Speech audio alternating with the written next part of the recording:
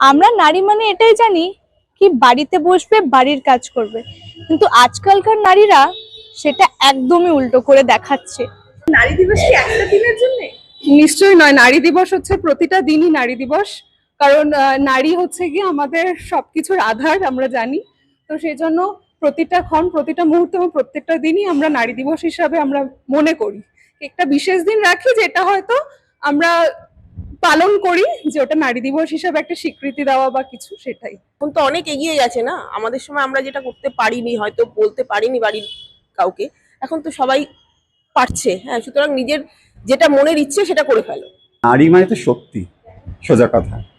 শক্তি ছাড়া তো কখনো সম্ভব না। আমাদের শাস্ত্রে আছে নারী শক্তি, পুরুষ তার বিপরীতে রয়েছে সবসময়, তার শক্তিতেই চালিত হচ্ছে। তা নারী দিবস তো হওয়াই উচিত। ওমেন্স ডে অবভিয়াসলি একটা দিন ঠিক করা হয়, বছরের একটা দিন, যেটা ইন্টারন্যাশনাল ওমেন্স ডে বলা হয়। আমার মনে হয় ওমেন্স ডেটা everyday is our women's day.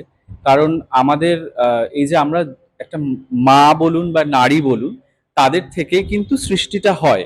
তো সেখানে সেই নারীদেরকে আমরা কখনো উচিত নয় যে কোনোভাবেই তাদেরকে আটকে রাখা, বন্দি করে রাখা।